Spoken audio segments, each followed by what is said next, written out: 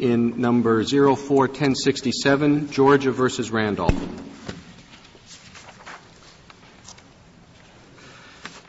This case comes to us on writ of certiorari to the Supreme Court of Georgia.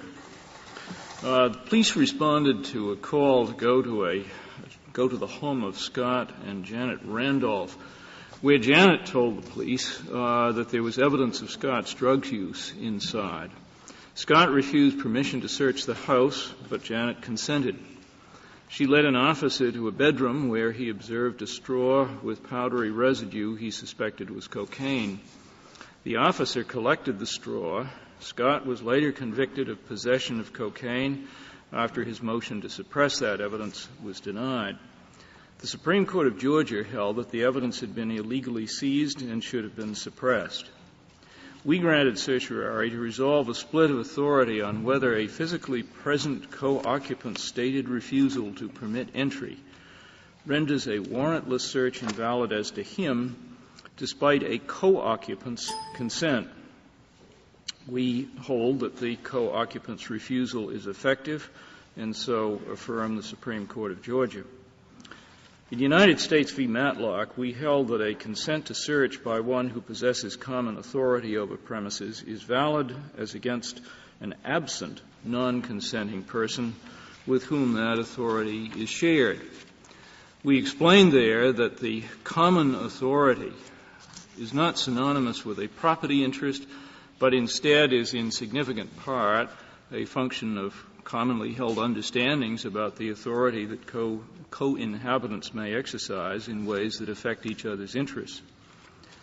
It is fair to say that a caller standing at the door of a shared premises would typically not go inside despite one co-occupant's invitation if the other occupant stood there saying, "Stay out."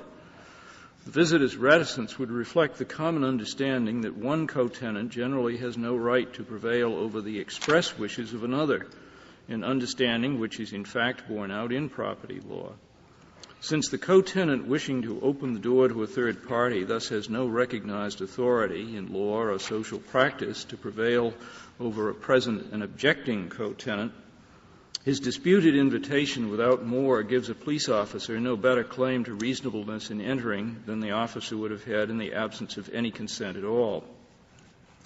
Accordingly, in the balancing of competing individual and government interests entailed by the bar to unreasonable searches, disputed permission is no match for the objecting individual's claim to the centuries-old principle of respect for the inviolability of the home.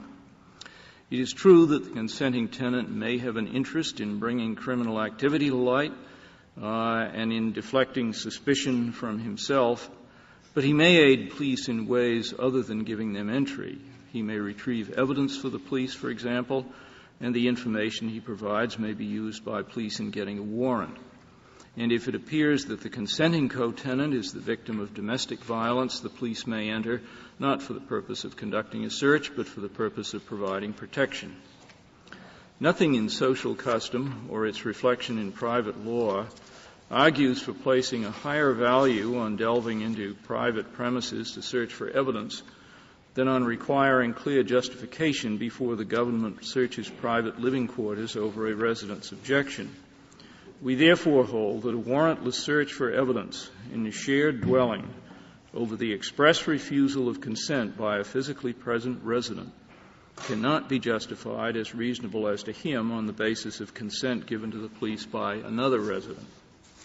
Justice Stevens has filed a concurring opinion. Justice Breyer has filed a concurring opinion. The Chief Justice has filed a dissenting opinion in which Justice Scalia joins. Justice Scalia has filed a dissenting opinion, and Justice Thomas has filed a dissenting opinion. Justice Alito took no part in the consideration or decision of this case.